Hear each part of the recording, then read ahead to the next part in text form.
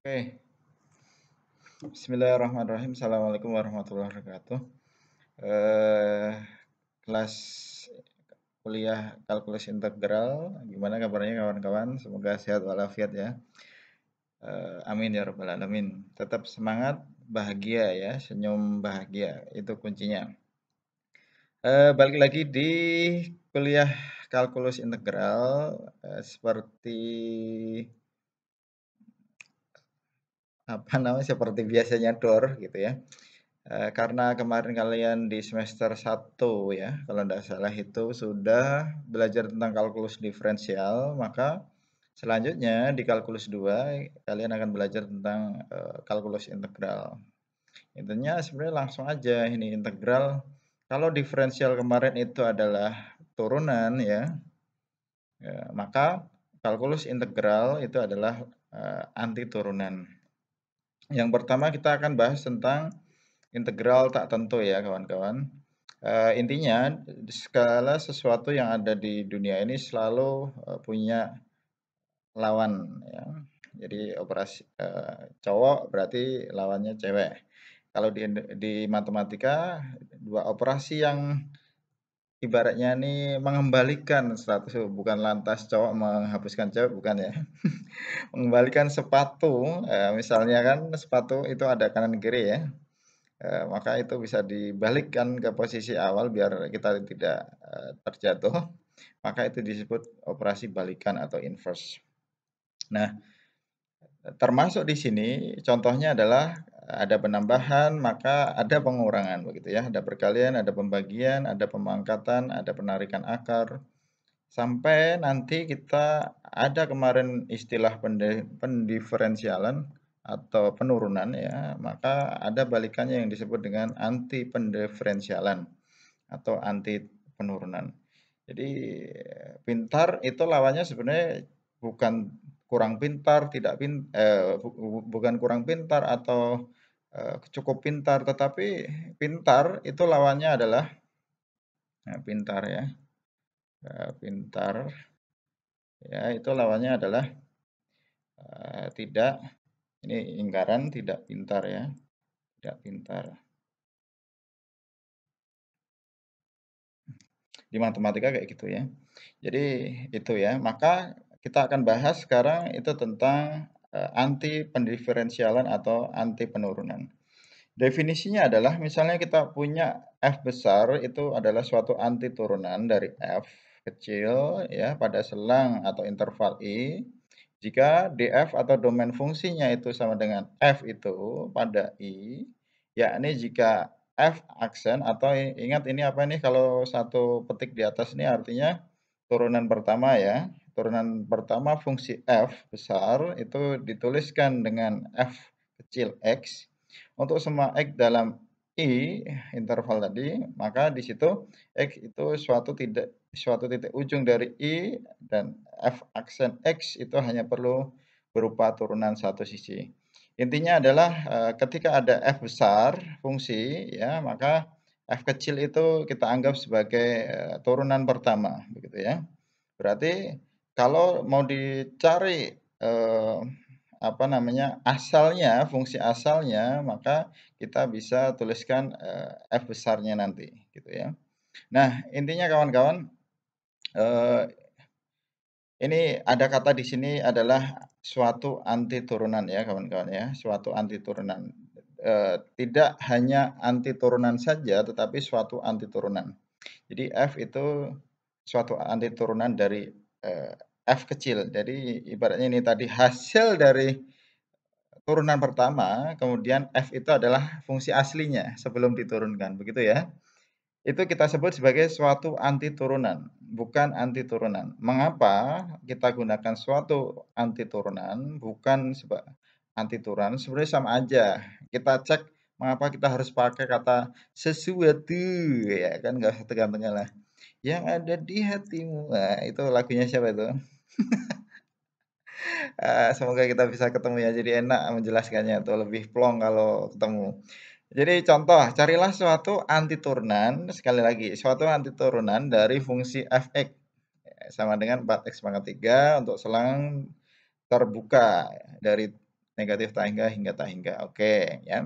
Maka solusinya kita mencari fungsi f yang memenuhi bahwa ini ingat tadi f kecil tadi adalah sebagai turunan pertama ya. Berarti kita tulis f aksen x ya, begitu.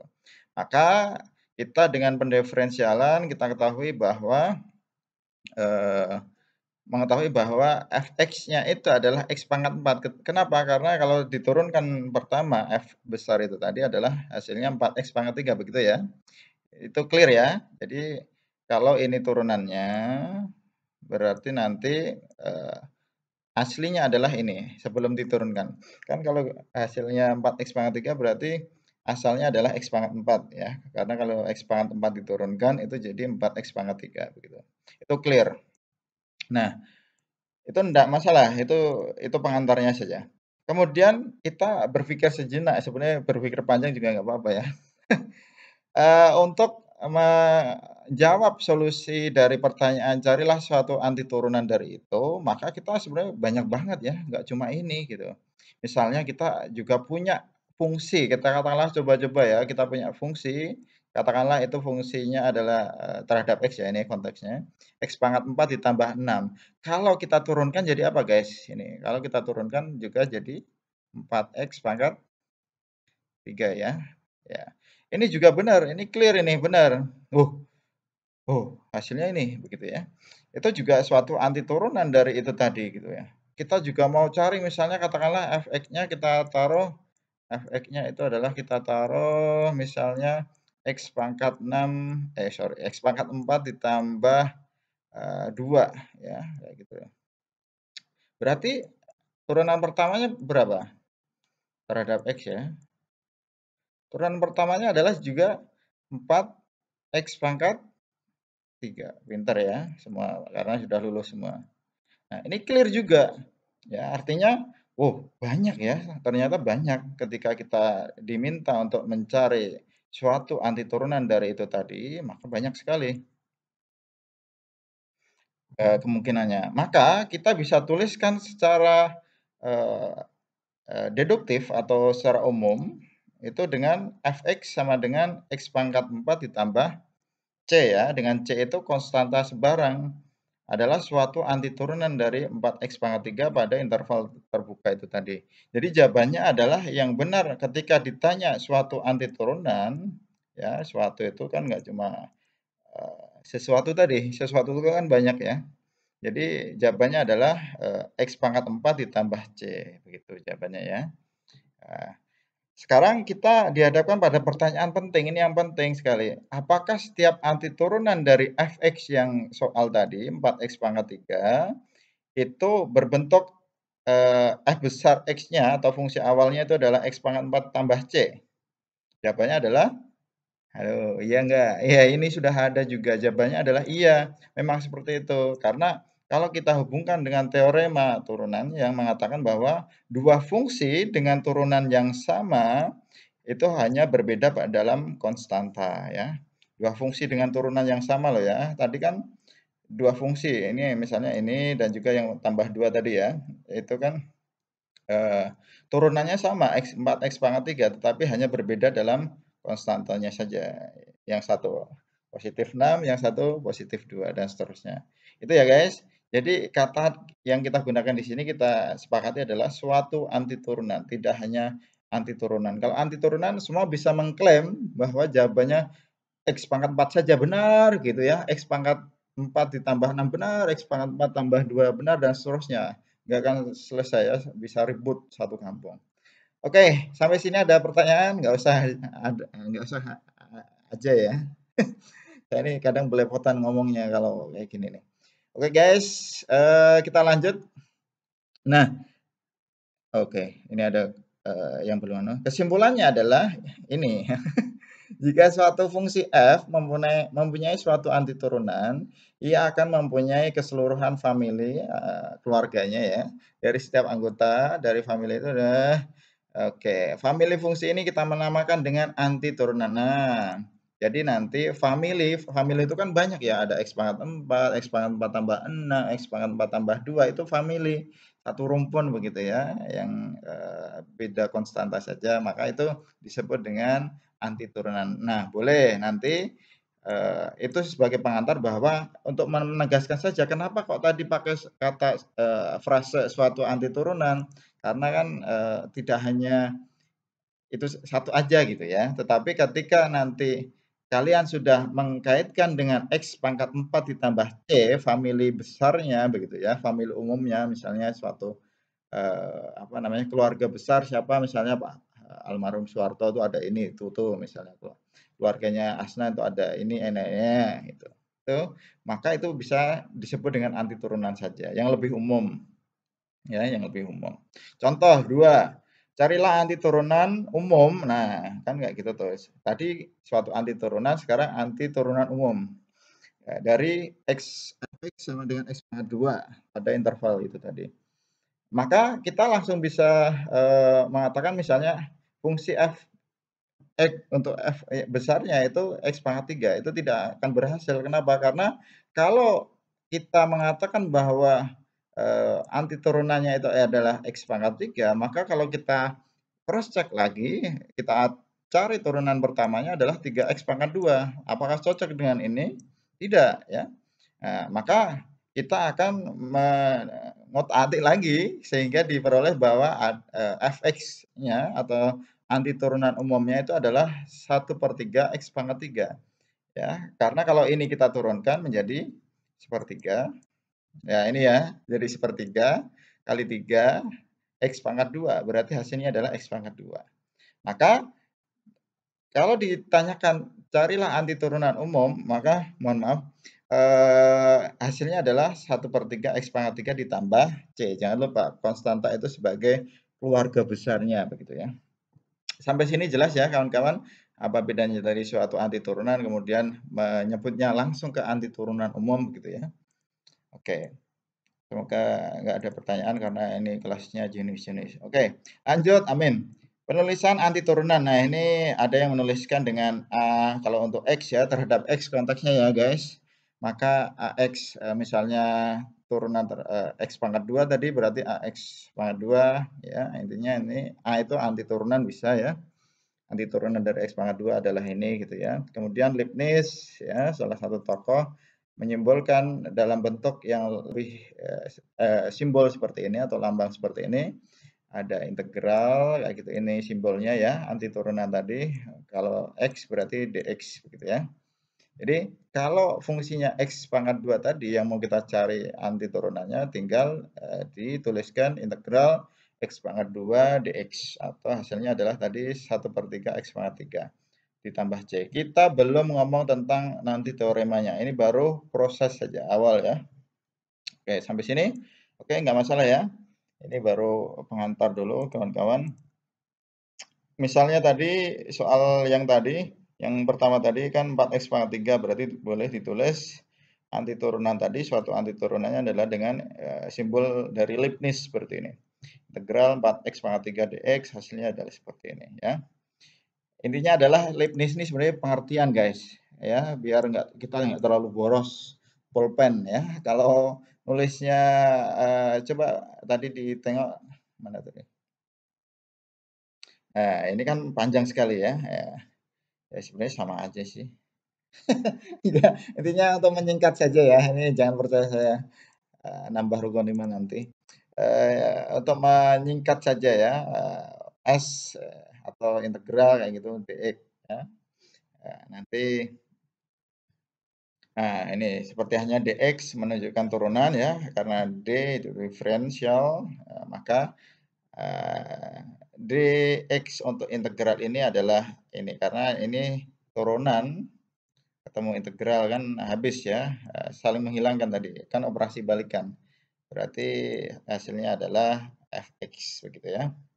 Karena dia turunan dan integral ketemu di satu titik. Oke? Sampai sini ada pertanyaan? Oke. Ini mungkin saya bagi part 2 nanti ya. Sekarang kita masuk ke teorema ini yang paling penting dulu. Teorema A yaitu tentang aturan pangkat. Ada teorema yang berbunyi, oh ya ini bukunya dari Purcell ya, edisi berapa pokoknya nih yang jadul nih ya. Saya melanjutkan turunan saja. Tentang penerapan turunan ini langsung ke integralnya. Jadi teorema A itu bunyinya aturan pangkat jika R adalah sembarang bilangan rasional, ingat bilangan rasional itu apa nanti dibuka lagi, kecuali negatif 1, maka berlaku anti turunan dari X pangkat R, ya itu ya, sama dengan, kan ini anti turunan ya, tinggal kita baca ini yang di fungsi ini. Maka itu sama aja, kita bisa tuliskan X pangkat R ditambah 1 dibagi R tambah 1 ditambah C. Karena ini masih integral tak tentu ya kawan-kawan. Masih yang bersifat umum, suatu anti turunan. Nah, kalau teorema kan perlu dibuktikan ya guys. Ya, maka buktikanlah gitu ya. Buktikanlah. Nggak usah sepaneng ya. Oke, bagaimana pembuktiannya? Banyak cara pembuktian, salah satunya yang sudah ada, kita bahas saja yang sudah ada. Kita punya misalnya bentuk fungsi terhadap X-nya kita masih tulis fx. Maka ketika kita menulisnya dengan huruf kecil, maka hasilnya itu bisa kita tulis dengan huruf besar ya, karena kan beda ini sama ini nanti ya. Jadi ini yang pertama. Nah, maka kita bisa membuktikan bahwa ini tadi D itu turunan ya kawan-kawan. Nah, kita mau buktikan yang di sini. Terserah ya, mau kanan ke kiri atau kiri ke kanan, tetapi kalau di buku ini adalah dari kanan ke kiri. Jadi turunan dari fx plus c, ya ini turunan dari ini ya, turunan dari ini. Itu katakanlah di sini adalah fx ya, karena katakanlah loh ya, ini katakanlah loh ya, oke. Sampai sini clear. Turunan kita anu yang di kanan ya. Ingat yang di kanan. Lanjutnya kita ini tadi kawan-kawan ya biar nempel. Oke. Nah, fx plus c tadi ya kan, fx plus c itu sama aja turun fx plus c tadi mana? Fx plus c ini kan ini ya. Ya, ya kan kayak gini ya. Nah, ini kan. Nah, berarti saya tulis fx plus c-nya kita substitusi dengan x pangkat r plus 1 ditambah x pangkat r plus 1 dibagi r tambah 1 itu ditambah dengan konstanta ya. Ini clear ya. Ini kita ganti di sini. Ini kan bentuknya sama, analog ya. Kayak gitu loh, analog kan. Ini kayak gini kan boleh kayak gitu ya kalau di matematika. Oke. Kemudian nah, kalau sudah seperti ini berarti apa? Turunan dari yang ada di dalam ini ya, kawan-kawan. Turunan yang ada di dalam kurung ini berarti gimana? Berarti tinggal dikali dengan R tambah 1 kan misalnya X pangkat 3 gitu ya. Nah, berarti kan ini 3-nya turun kalau turunannya ya. Ini Fx-nya, maka turunan pertamanya adalah 3 kali X pangkat 2 begitu ya. Begitupun kalau ini turunan dari ini itu apa? R ini R tambah 1 begitu ya. R tambah 1 kali ya ini kan konstanta semua nih. Nah, berarti ini tetap gitu ya. Tetap ya kan? Dikali R-nya kan dikurang 1 ya. Karena turunan tadi. Berarti X pangkat R. Berarti ini kita bisa short. Hasilnya adalah X pangkat R. Nah, apakah itu benar? Kita cek bersama. Karena kan apakah di sini tadi X pangkat R? Oh iya betul, nice kalau kata Vicky Nage ya.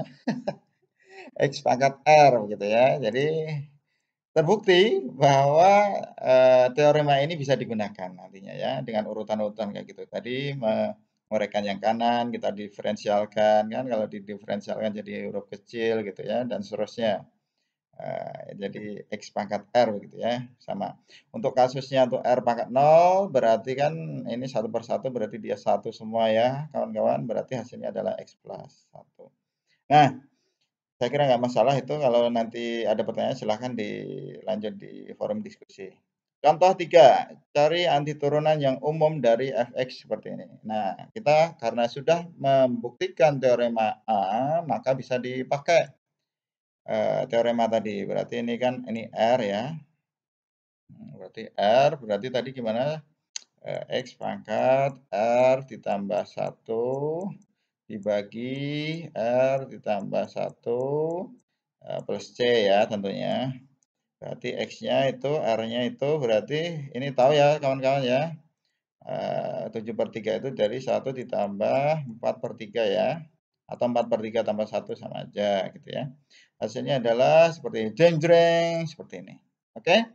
Itu contoh yang paling simpel dulu. Kita slow saja. Slow tapi but sure. Oke ya. Nah, ini catatan pentingnya dengan mengikuti simbol atau lambang dari Leibniz tadi, maka itu disebut dengan integral tak tentu. Kenapa tak tentu? Karena dia ini suka-suka ya menentukannya ini konstantanya itu kan sembarang. Itu sebagai anti turunan ya. Jadi integral tak tentu itu istilah integral tak tentu itu disebut dengan anti turunan. Anti penurunan itu juga lebih kalau nulis anti penurunan kan agak panjang ya, kita bisa bisa habis apa namanya, bisa habis pulpen tinta gitu ya. Tulis aja dengan mengintegralkan atau integral. Dalam lambangnya untuk ini adalah tadi seperti ini. T disebut dengan tanda integral. Jadi ini tanda integral tadi. Kemudian fx-nya yang di tengah ini itu disebut dengan integran ya, integran bukan transmigran ya, bukan imigran ya, itu yang gelap-gelap. Oke, seperti itu ya kawan-kawan. Ada pertanyaan sampai sini? Mungkin sangat panjang. Kita lanjut di part 2 ya. Stay cool in here.